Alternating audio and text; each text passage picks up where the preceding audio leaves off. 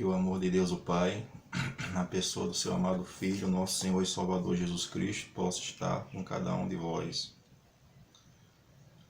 Aqui me encontro mais uma vez, procurando dar continuidade ao estudo da palavra, como diz o livro do profeta Isaías, pois a palavra do Senhor é mandamento sobre mandamento, mandamento mais mandamentos, regra sobre regra, regra e mais regra, um pouquinho ali e um pouquinho aqui. E hoje nós vamos fazer uma série de perguntas, na primeira etapa, a respeito da divindade. Que é importante nós perguntarmos aos líderes religiosos que aí estão no mundo, que são estudiosos em teologia, perguntar, ter o entendimento da palavra, porque na realidade no dia do juízo, individualmente nós vamos comparecer diante do tribunal de Cristo, né? Mas muito bem. Perguntas a ser feitas a respeito da divindade. Se o Espírito Santo é uma pessoa, como é o Pai e o Filho, e tem sua personalidade como tem o Pai e o Filho, porque ele não é mencionado vindo nas nuvens do céu, junto com Cristo, os anjos e o Pai. Mateus 9:25. O Senhor diz: aqueles que tiverem vergonha da verdade nesse século. Por quê? Que aproveita o homem gagear o mundo todo, perder-se a si mesmo, prejudicando-se a si mesmo. Porque qualquer que de mim, das minhas palavras, se envergonhar, dele se envergonhará o Filho do Homem quando vier. 1. Na sua glória. 2. Na do Pai e na dos santos anjos. Repetindo. Porque qualquer que de mim e das minhas palavras se envergonhar, dele se envergonhará o Filho do Homem quando vier na sua glória. 1. Na do Pai. 2. E na dos santos anjos. Mateus 26. Mateus 26, 64. Cristo diante do Sinédrio, quando é interrogado se ele era o Cristo. Ele disse-lhe Jesus: tu disseste, digo-vos, porém, que vereis em breve o Filho do Homem assentado à direita do Todo-Poderoso, vindo sobre as nuvens do céu. Note, Cristo vem à direita do Todo-Poderoso, vindo nas nuvens dos céus, mas também com toda a comitiva angelical. Se o Espírito Santo é uma pessoa, como é o Pai e o Filho, por que então que em Apocalipse 3, 5, o Senhor vai confessar o nome dos céus diante do Pai e diante dos seus santos anjos, e não diante de uma terceira pessoa? Apocalipse 3, 5. Ao que vencer será vestido de vestes brancas. De maneira nenhuma arriscarei o seu nome do livro da vida.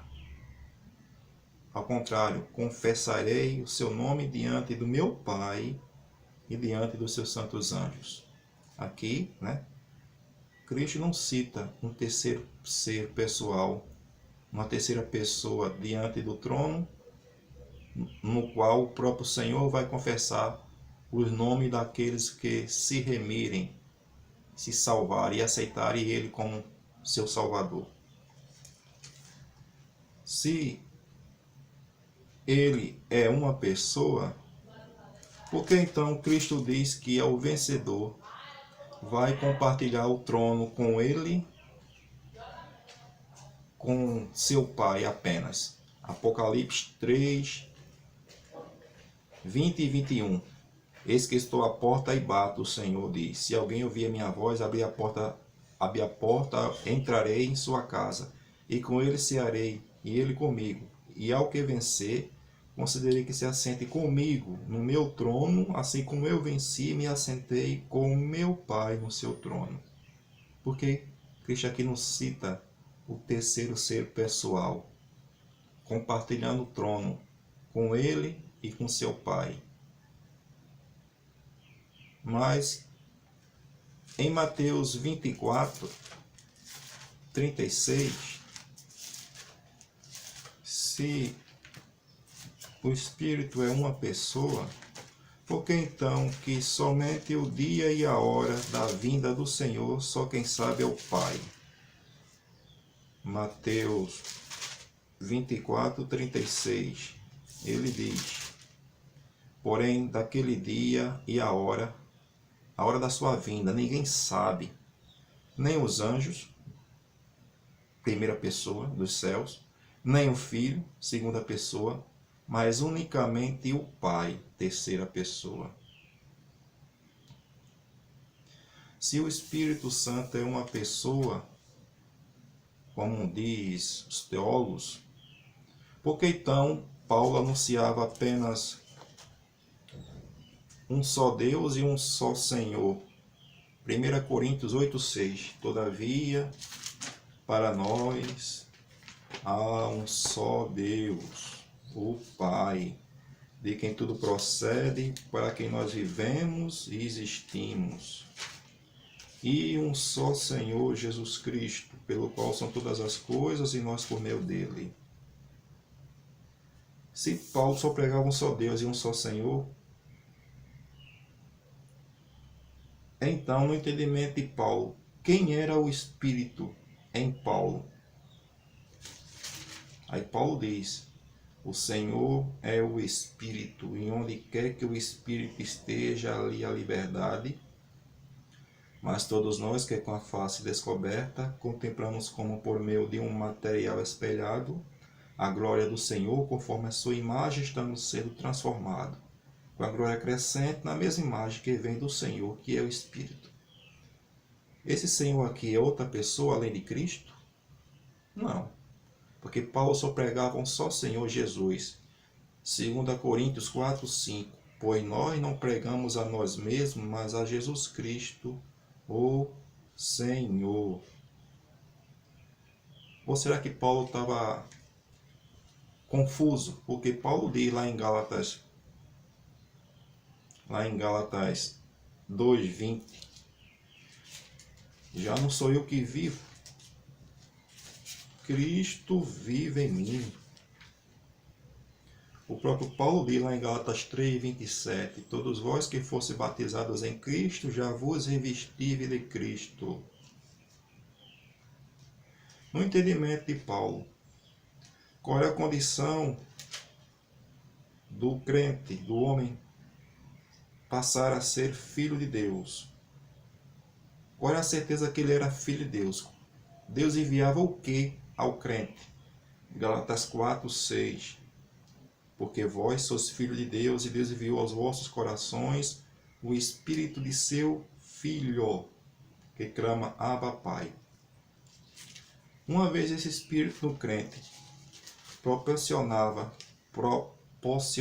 a presença de quem? No entendimento de Paulo. Colossenses 1, 27 e 26. O mistério que esteve oculto durante séculos e gerações, mas agora foi revelado aos seus santos, a quem Deus, entre os que são judeus, aprove a dar a conhecer as riquezas da glória deste mistério. Que mistério é esse?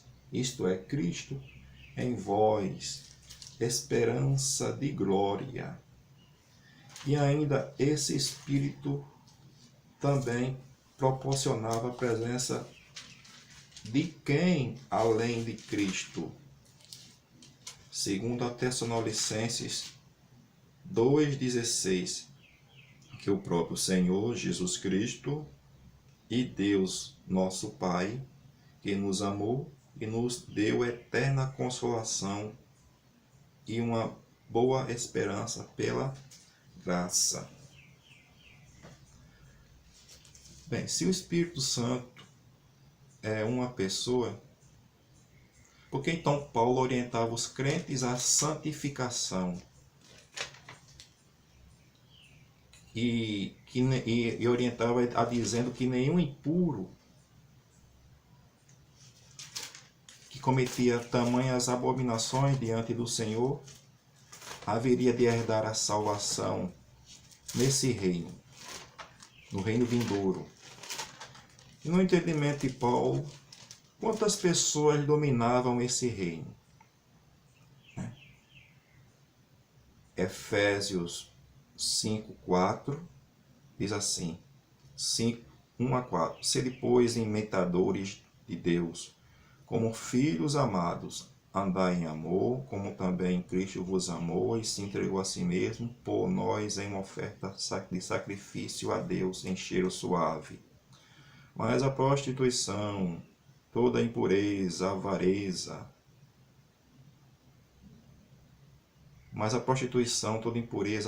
nem ainda se nomeie entre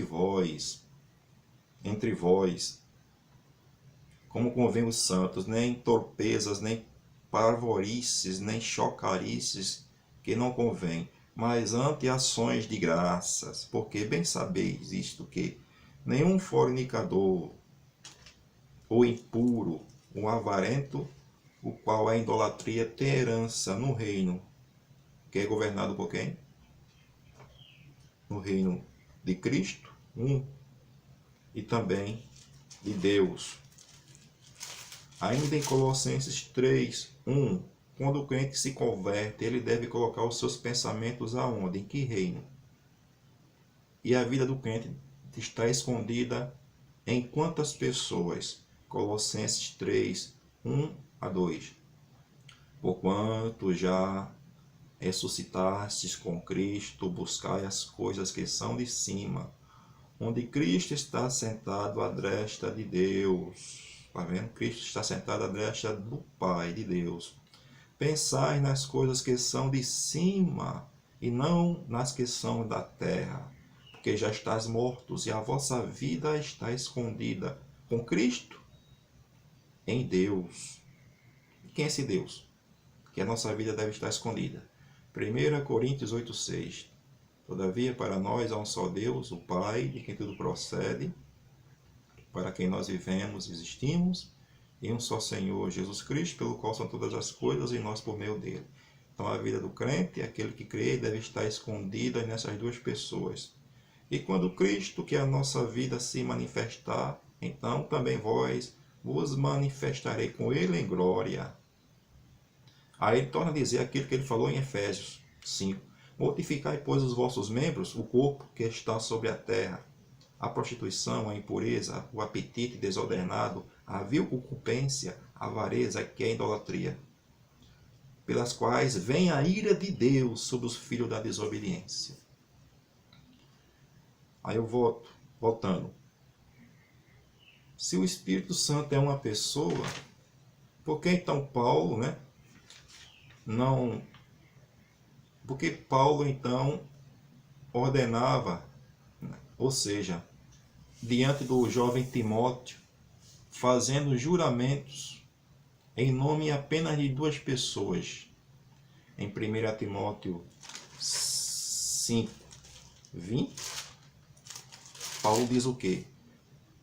Aos que pecarem, repreende-o na presença de todos, para que também os outros tenham temor, orientando Timóteo a repreender as pessoas que praticavam coisas erradas diante de Deus. Aí Paulo faz um juramento, diante de quantas pessoas aqui? Conjure diante de Deus, 1, e do Senhor Jesus Cristo, 2, e dos seus santos anjos eleitos, 3, que sem prevenção guarde estas coisas, nada fazendo por parcialidade. Aí eu volto para Apocalipse, comparar esse texto para Apocalipse 3, comparar esse texto, 3:5, comparar esse texto. Ao que vencer será vestido de vestes brancas. De maneira nenhuma riscarei o seu nome do livro da vida, e confessarei o seu nome diante do meu Pai, diante dos seus santos anjos. 2. Aí eu volto, faço uma comparação com Lucas 9:26. Porque qualquer que de mim, diz o Senhor, das minhas palavras se envergonhar, dele se envergonhará o Filho do Homem quando vier, na sua glória, na do Pai e na dos santos anjos. Aí eu faço uma comparação com Mateus 24:36. Porém o dia, diz o Verbo, e a hora, ninguém sabe da sua vinda, nem os anjos, que estão nos céus, nem o Filho, 2, mas unicamente o meu Pai. Né? Mas, voltando, se o Espírito Santo é uma pessoa, né, semelhante ao Pai e o Filho, e tem sua personalidade distinta de Cristo e do Pai, porque Cristo diz ser o único caminho e único ser que é a expressão exata do Pai. João 14. Eu digo mais uma coisa, se realmente ele é uma pessoa, porque então o Senhor Jesus Cristo diz que o crente deve depositar suas esperanças nele e no Pai. Credes em Deus? Credes também em mim? 2. Na casa do meu Pai há muitas moradas, se assim não for, eu vos teria dito. Depois ele diz, vós sabeis qual é o caminho. Aí o discípulo diz, Senhor, qual é o caminho? Cristo se titula ser o único caminho. Eu sou o caminho, a verdade e a vida. Ninguém vem ao Pai senão por meio de mim. Mim quer dizer único. E depois Cristo se intitula ser o único ser em todo o universo, que é a expressão exata do Pai. Aí ele diz, João 14, todo esse enredo está em João 14, 7, ele disse, meus filhos, meus discípulos, desde agora vós tem visto o Pai. Ele não disse, desde agora vós tem visto o Pai e o Espírito. Cristo diz isso não. Cristo, desde agora vós tem visto o Pai. Se vós me conheceis a mim, também conheceis o meu Pai. João 14, 7. Desde agora o conheceres, o tem visto. Disse-lhe Filipe. Pega o gancho.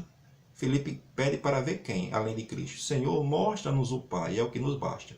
Filipe não diz, Senhor, mostra-nos o Pai e também o Espírito. Filipe não diz isso, mas diz, mostra-nos o Pai. Aí o Senhor diz, há quanto tempo que eu estou convosco, não crê que eu estou no Pai e o Pai está em mim? E vê a mim, meu Pai. Como dizes tu, mostra-nos o Pai, né? Então Cristo é o único ser que é a expressão exata do Pai, né? Isso está em harmonia com aquilo que Paulo fala em Colossenses 1,15, se referindo a Cristo, o único ser que é a expressão exata do Pai. 1,15 de Colossenses, o qual é a imagem do Deus invisível. Quem? Cristo. O primogênito de toda a criação, primeiro gerado, já falei sobre esse assunto aqui, primeiro gerado, o primogênito de toda a criação, pois nele, em Cristo, foram criadas todas as coisas que há no céu, na terra, tronos, poderes, soberanias, tudo foi criado por ele e para ele. Ele, Cristo, é antes de todas as coisas subsistem por meio dele. E Colossenses 1,19 diz, porque foi do agrado do Pai que toda a plenitude da divindade habitasse nele, em Cristo. Colossenses 2,9, porque nele habita corporalmente toda a plenitude da divindade, em Cristo, mas porque habita? Porque foi do agrado do Pai. Colossenses 1,19. E o Verbo encarnado diz, lá em João 5,26, que não existe outros seres no universo, a não ser a pessoa do Pai e a pessoa do Filho. Personalidade do Pai, personalidade do Filho, que tem vida em si mesmo. João 5:26, porque assim como o Pai, João 5:26, porque assim como o Pai tem vida em si mesmo, deu ao Filho ter vida em si mesmo, né? Então, Cristo se intitula ser o único caminho, o único ser que é a expressão exata do Pai. Aí eu cito outro texto, Hebreus 1:3. Havendo Deus antigamente falado de muitas maneiras aos nossos pais, pelos antigos profetas, nesses últimos dias nos tem falado por meio do seu Filho, a quem constituiu herdeiro de tudo, por meio do qual também fez o mundo, o qual sendo o resplendor da sua glória, a expressão exata da sua substância, sustentando todas as coisas pela palavra do seu poder, né? Feito ele mesmo, o Filho, a propiciação pelos nossos pecados. Se Cristo é o único ser, que é a expressão exata do Pai. Não existe dois não, que é a expressão exata do Pai, não é um. Se Cristo é o único ser, que foi por meio dele que o Pai criou todo o universo. E ele é o herdeiro, o único herdeiro. O Pai não tem dois herdeiros não, amigos. Tem um, o Filho, né? E esse Filho de Deus se intitula ser o único caminho. Não existe dois caminhos não. E só existe um só mediador. 1 Timóteo 2,5. Há um só Deus, que é o Pai, né? E um só mediador entre Deus e o homem. Jesus Cristo, homem. 1 João 2,1 diz: Filhinhos, essas coisas vos escrevo para que não pequeis. Se alguém peca, temos um advogado perante o Pai, Jesus Cristo justo. Ele é a propiciação pelos nossos pecados, mas também pelo do mundo inteiro. Mas voltando, se o Espírito Santo é uma pessoa distinta do Pai e do Filho, né? Porque a salvação é atribuída ao Pai e ao Filho, na pessoa, o Pai e o Filho como pessoa. Repito, se o Espírito Santo é uma pessoa, como o Pai e o Filho, porque a salvação é atribuída apenas ao Pai e ao Filho, no passado, no presente e no futuro. Judas, o que é que diz Judas? Os remidos vão atribuir a salvação a quem? Note, isso é passado, presente e futuro. Judas 24:25. Ora, aquele que é poderoso para vos guardar de tropeçar e apresentar-vos irrepreensíveis com alegria perante a sua glória. Há um único Deus. Quem é esse único Deus? 1 Coríntios 8,6. Todavia para nós há um só Deus, o Pai, de quem tudo procede, para quem nós vivemos e existimos, e um só Senhor, Jesus Cristo, pelo qual são todas as coisas, e nós por meio dele. Esse único Deus é o nosso Salvador? Sim. Como esse único Deus manifestou a salvação no mundo? João 3,16. Deus amou o mundo de uma tal maneira que deu seu Filho unigênito, para todo aquele que nele crê, não pereça, mas tenha a vida eterna. Esse Filho unigênito que Deus nos deu era o único que poderia mostrar o amor do Pai. João 1,18. Deus nunca foi visto por ninguém, mas o Filho unigênito que estava no seio do Pai, este o fez revelar. Então, o Pai é nosso Salvador, sim, por meio do seu Filho. Aí eu volto para João 3,17, né? Porque Deus amou o mundo de uma tal maneira que deu seu Filho unigênito para todo aquele que nele crê não pereça, mas tenha a vida eterna. E Deus enviou seu Filho ao mundo não para que julgasse o mundo, mas para que o mundo fosse salvo por ele. Quem crê nisso, né? No Filho, não é julgado. Mas quem não crê já está condenado. É o que diz aqui. Quem crê nele não é condenado, mas quem não crê já está condenado, porque não crê no nome do Filho unigênito de Deus. E a condenação é esta, que a luz veio ao mundo, e os homens amaram mais as trevas do que a luz, porque as suas obras eram más. Qual o perigo de nós perdermos essa salvação? É não crermos nessa preciosa verdade. Na vida, a vida que estava com o Pai, o seu Filho foi dado ao mundo. Como eu descreio disso, não creio que não havia um Pai no céu, que não havia um Filho. Quando eu descreio disso, eu não tenho vida. E João Batista, o Batista, torna a dizer isso. 3,35 de João, o Pai ama o Filho. O Pai ama o Filho e todas as coisas entregou em suas mãos. Aquele que crê no Filho tem a vida, mas aquele que não crê no Filho não verá a vida, mas a ira de Deus será sobre ele. Então, se eu deixar de crer nessa verdade, a ira de Deus vai cair sobre mim. Né? Qual é a minha esperança de salvação? É essa verdade. Nessa verdade nos mostra que o Pai é o nosso Salvador, sim, por meio de Jesus Cristo, nosso Senhor. É isso que diz aqui em Judas. Eu volto para Judas 24. Ora, aquele que é poderoso para vos guardar de tropeço, apresentai-vos irrepreensíveis com alegria perante a sua glória. Ao único Deus, que é o Pai, Salvador nosso, mas por meio de quem? Por meio de Jesus Cristo, nosso Senhor, seja glória e majestade, domínio e poder. Veja agora que diz, antes, que é o passado, antes de todos os séculos, agora, no presente e para todo sempre.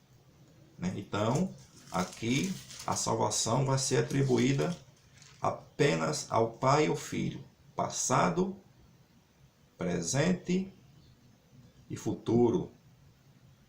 No passado, por quê? Porque o plano da salvação estava formatado antes da fundação do mundo. É o que diz Pedro, aqui em 1 Pedro 1,18.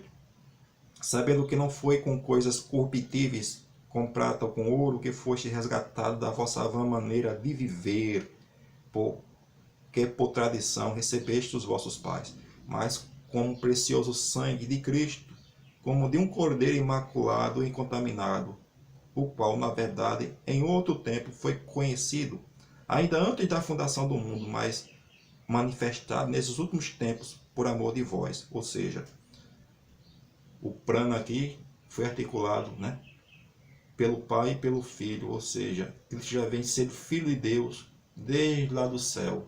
Gálatas 4:4. Vindo à plenitude dos tempos, Deus enviou seu Filho, nascido de mulher.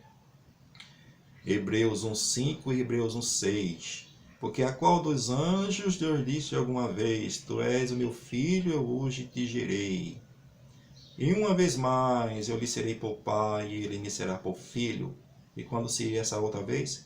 Quando Deus introduz o primogênito no mundo, declara e ordena, todos os anjos de Deus o adorem. Então, a salvação, passado, presente e futuro, E os remidos vão atribuir essa salvação a quem? Aí eu vou para Apocalipse 7, 9 e diante. Depois dessas coisas olhei, eis que aqui uma multidão, a qual ninguém poderia contar, de todas as nações, tribos, línguas e povos, que estavam diante do trono, perante o Cordeiro, que é o Filho de Deus, trajando vestes brancas, com palmas em suas mãos. E essa multidão atribuía a salvação a quantas pessoas?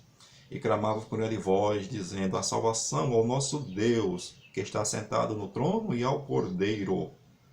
E todos os anjos que estavam ao redor do trono, e dos anciãos, e os 4 animais, prostraram-se diante do trono, sobre o seu rosto, e adoraram a Deus, dizendo amém, louvor, glória, sabedoria, ações de graça, honra e poder, força ao nosso Deus para todo sempre. Amém. E um dos anciãos perguntou a João, me falou, dizendo: estes que estão vestidos diante do trono com vestes brancas, quem são? Tu sabes, Senhor? Dizem-nos então. Aí um dos anciãos disse: eles são os que vieram da grande tribulação, lavaram as suas vestes e as branquearam no sangue do Cordeiro. Por isso estão diante do trono. Qual vai ser o papel desse Deus maravilhoso? Vai fazer o que com seus remidos? E do único pastor que vai pastorear o seu rebanho? Por isso estão diante do trono de Deus, o serve de dia e de noite, no seu templo. E aquele que está sentado sobre o trono, que é o Pai, os cobrirá com a sua sombra. Nunca mais terão fome, nunca mais terão sede, nem sol, nem calma alguma cairá sobre eles, porque o Cordeiro que está no meio do trono os apacentará e lhes servirá de guia para fontes das águas da vida. E Deus limpará dos seus olhos toda a lágrima. Então, salvação mais uma vez atribuído a Cristo e ao seu Pai. Aí eu volto. Se o Espírito Santo é uma pessoa, então por que lá em Filipenses 2, 5, todo joelho vai se dobrar diante de um ser pessoal, para que toda a glória vá para outro ser pessoal ou outra pessoa. Filipenses 2, 5 a 11, de sorte que haja em vós o mesmo sentimento que houve também em Cristo Jesus, e sendo em forma de Deus, não teve por usurpação sem igual a Deus, mas aniquilou-se a si mesmo, tomando forma de servo, fazendo-se semelhante aos homens, e achando na forma de homem, humilhou-se a si mesmo, sendo obediente até a morte de cruz, pelo que também Deus o exaltou soberanamente. Deus exaltou quem? Filho, Ele deu um nome que é sobre todo nome, para que no nome de Jesus Cristo se dobre todo o joelho dos que estão nos céus e debaixo da terra. E ao todo o joelho se dobrar em nome de Jesus Cristo, essa glória vai para quem? E toda língua confessa que Jesus Cristo é o Senhor, para a glória de Deus, o Pai. Então, no último dia final, todo o joelho se dobrará diante de Cristo, para que toda a glória, todo o louvor vá para o soberano, seu Pai, o seu Deus, e o nosso Pai. Toda a glória que vai para o Filho remete para o Pai. Por meio de Cristo, o Pai é glorificado e será eternamente glorificado. Passado, presente e futuro. Se o Espírito Santo é uma pessoa, por que ele não é citado como uma pessoa que lhe conhece intimamente? Ou seja, se o Espírito Santo é uma pessoa, como ele não é citado como sendo um ser pessoal que conhece a intimidade do Filho e a intimidade do Pai? Você vê isso lá em João 16, no fim do seu ministério, ele alerta aos seus discípulos e diz algo interessante aqui. 16:1. Tenho-vos dito essas coisas para que não vos escandalizeis. Expulsai-vos-ão das sinagogas. Vem mesmo a hora em que qualquer que vos matar cuidará fazer um serviço a Deus. Isso vos farão, porque não conheceram a quem? Aí o verbo diz: isso vos farão, porque não conheceram ao Pai, nem a mim. Aí ele torna a dizer isso aqui, que aqui, se o Espírito Santo fosse uma pessoa aqui, Cristo dizia: porque não conheceram ao Pai, nem a mim, nem o Espírito. Mas Cristo não diz isso não, porque não conheceram ao Pai, nem a mim. E ele torna a falar isso em João 10, 14. Eu sou o bom pastor, conheço as minhas ovelhas, e das minhas sou conhecido, assim como o Pai me conhece a mim, também eu conheço o Pai e dou a minha vida pelas ovelhas. Então aqui, né? E ele torna a dizer isso em João 10, 23 a 30. Os judeus o cercam um tempo, o interrogam e perguntam a ele se ele era o Messias, o Filho de Deus. Aí ele disse, eu já vos disse, mas vós não queres crer. As obras que eu faço em nome do meu Pai dá testemunho de mim, mas vós não sois das minhas ovelhas. As minhas ovelhas ouvem a minha voz, eu as conheço, elas me conhecem. Dou a vida eterna, elas nunca hão de perecer. Ninguém pode arrebatar as ovelhas das minhas mãos. O meu Pai que me deu as ovelhas é maior do que todos. Ninguém pode arrebatar as ovelhas da mão do meu Pai. Aí ele disse que ele e o Pai é um. Pessoa de Cristo aqui, personalidade do Pai aqui. Personalidade do Filho, personalidade do Pai. Pessoa do Pai, pessoa do Filho. Mas eles são unidos. Aqui o Espírito não é citado como... Ele não diz eu, o Pai e o Espírito é um. Ou ele diz eu, o Pai e o Espírito é um. Não, nem três. Ele diz apenas que ele como uma pessoa e o Pai como outra pessoa são unidos. Embora o Pai tenha o seu corpo, a sua personalidade, uma forma física, e Cristo também tem a sua forma física, a sua personalidade, mas eles são unidos em plenitude, em poder, em propósito, em amor. E tanto o corpo de Cristo como o corpo do Pai é constituído de um espírito de vida, o espírito vivificante. Apenas eles têm vida em si mesmo. João 5, 26. Assim como o Pai tem vida em si mesmo, deu o Filho ter vida em si mesmo. Aqui, dá-nos a entender que somente no universo, Cristo conhece o Pai intimamente e o Pai o conhece intimamente. E isso está lá em Mateus também, Mateus 11, 25 a 27. Ele torna a dar ênfase a isso. Ele diz, graças te dou, ó Pai, Senhor dos céus e da terra, que ocultaste essas coisas aos sábios, aos instruídos, e revelaste aos pequeninos. Sim, ó Pai, porque foi do teu agrado. Todas as coisas me foram entregues por meu Pai, e ninguém, o que é que você entende sobre isso? Ninguém conhece o Filho no seu Pai, ninguém conhece o Pai no seu Filho, ou a quem o Filho quiser revelar. Todas as coisas foi entregue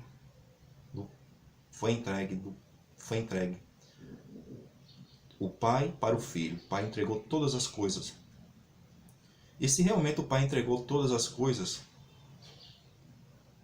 aqui não inclui outro ser pessoal que entregou todas as coisas ao Filho, a não ser o Pai.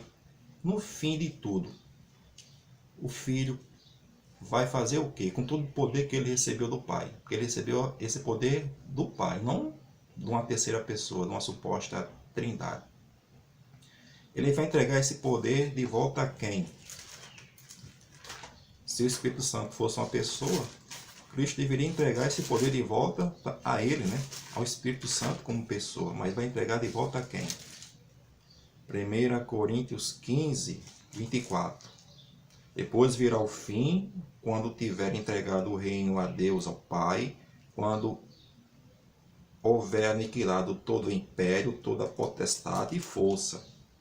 Porque convém que reine, até que haja posto todos os inimigos debaixo dos seus pés. Quem entregou tudo debaixo dos seus pés? O pé do Filho, o Pai. Salmo 110, né? Davi.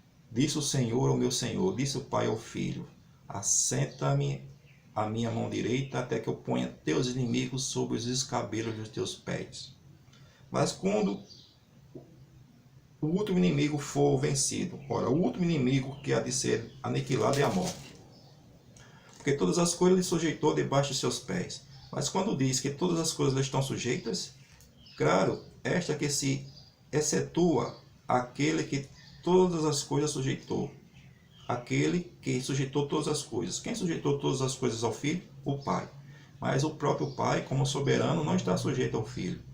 Pelo contrário, o Filho é que presta obediência ao Pai. Sempre vai ser obediente, sempre vai ser submisso ao Pai. Antes era, hoje é e vai continuar sendo. E quando todas as coisas lhe estiverem sujeitas, então também o mesmo Filho, no fim do conflito, vai se submeter a quem? O mesmo Filho se sujeitará àquele. Um dia aqueles, mas diz aquele, se referindo a um, ao Pai, aquele que todas as coisas lhe sujeitou, para que Deus seja um em todos.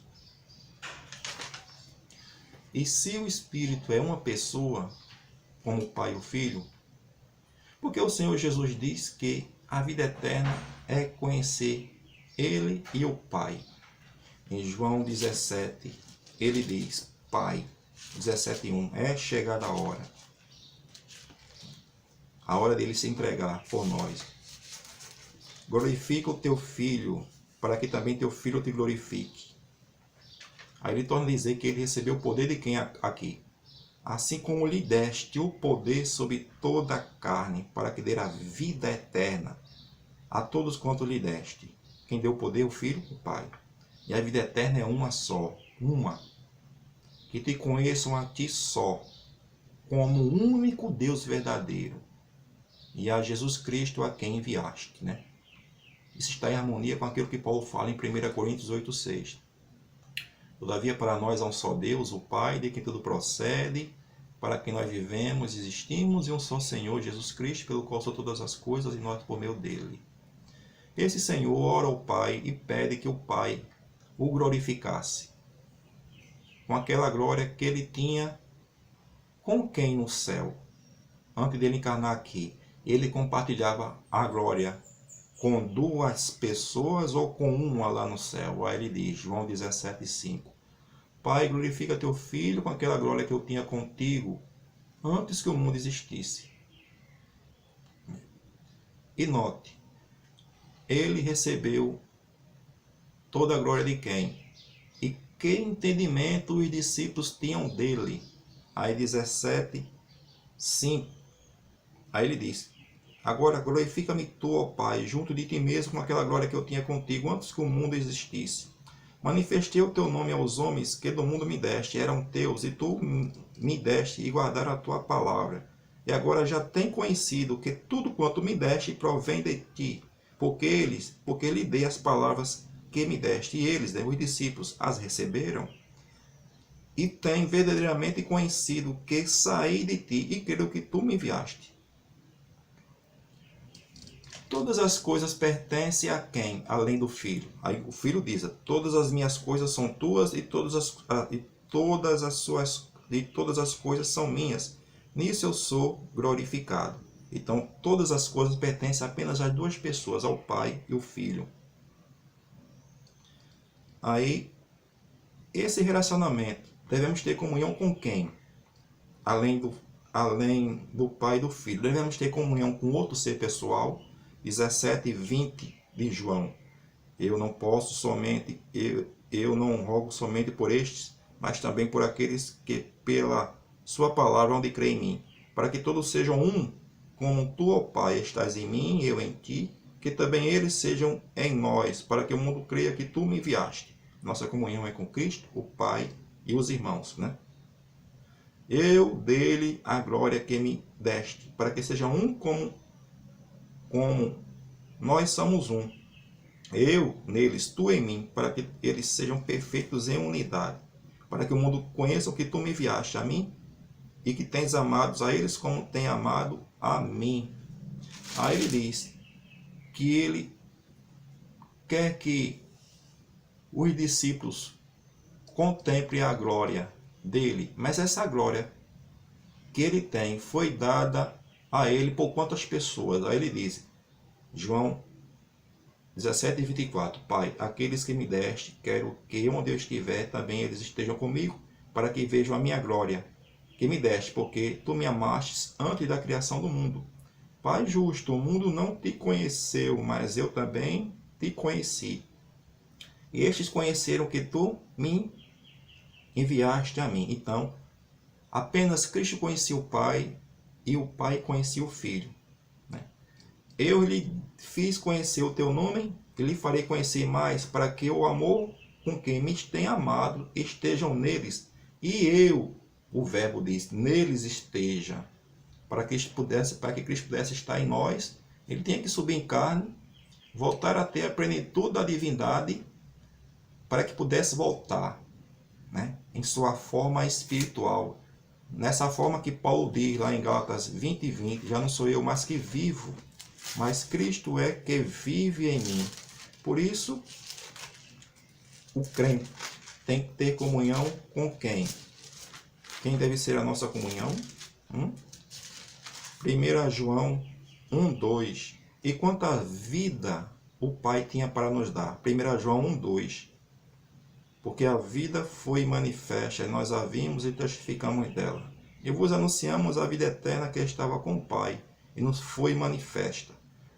O que vimos e ouvimos, isso vos anunciamos, para que também tenhas comunhão conosco. E a nossa comunhão é com o Pai e com seu Filho, Jesus Cristo. Amém? Que o amor de Deus o Pai, na pessoa de seu amado Filho, possa estar com cada um de vós.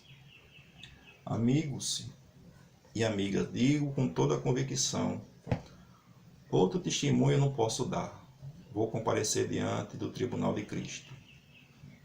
Que o amor de Deus o Pai, mais uma vez, né, e a comunhão do nosso Senhor Salvador Jesus Cristo possa estar com cada um de vós. Examinai-vos o que é a verdade, né? É tempo de exame, porque o nosso Senhor está voltando.